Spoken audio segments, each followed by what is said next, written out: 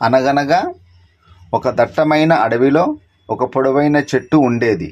ఆ చెట్టు కొమ్మపై రంగురంగుల పక్షులు నివసించేవి. ఒకరోజు ఒక విధంగా కనిపించే పక్షి ఆ చెట్టు పైకి వచ్చింది. మిగతా పక్షులు ఆ పక్షిని చూసి దూరంగా ఎగిరాయి. కానీ ఒక అందమైన పక్షి ఆ కొత్త పక్షితో మాట్లాడటానికి ప్రయత్నించింది. అప్పుడు ఆ అందమైన పక్షి కొత్త పక్షిని తనతో పాటు ఆహారం తినడానికి తన దగ్గరకు తీసుకెళ్ళింది.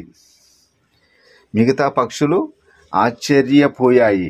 ఎందుకంటే ఆ కొత్త పక్షి చాలా అందంగా ఉండడమే కాదు, చాలా మధురంగా పాడగలదు అని అవి గ్రహించాయి. అప్పుడు ఆ పక్షిని ఆ కొత్త పక్షితో స్నేహం చేశాయి. అవి కలిసి ఆ అడవిలో ఆనందంగా జీవించాయి. ఒకానొక దట్టమైన అడవిలో అన్ని జంతువులు కలిసికట్టుగా నివసించేవి. ఆ అడవికి మృగరాజు సింహం చాలా తెలివైనది, అలాగే దయాగుణం కూడా ఉండేది. ఒకరోజు అడవిలో ఒక పెద్ద పోటీని నిర్వహించాలని నిర్ణయించింది.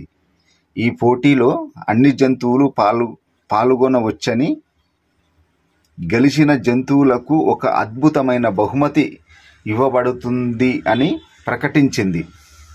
పోటీలో భాగంగా జంతువులు రకరకాల విన్యాసాలు చేయాల్సి ఉంది. కొన్ని జంతువులు వేగంగా పరిగెత్తాయి, మరికొన్ని జంతువులు చెట్లపై నైపుణ్యంగా ఎక్కాయి.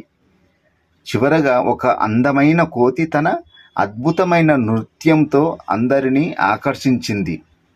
సింహం కోతిని అభినందించింది మరియు దానికి బహుమతిగా ఒక అందమైన బంగారు గంటను ఇచ్చింది. ఈ కథలో నీతి ఏమిటంటే, ప్రతి జంతువుకు దానికంటూ ఒక ప్రత్యేకమైన బలం ఉంటుంది. మనం ఆ బలాన్ని గుర్తించి దాన్ని ఉపయోగించుకోవాలి. ఈ వీడియో నచ్చితే తప్పకుండా సబ్స్క్రైబ్ చేసుకొని షేర్ చేసి లైక్ చేయండి. మీ మిత్రులకు షేర్ చేయండి.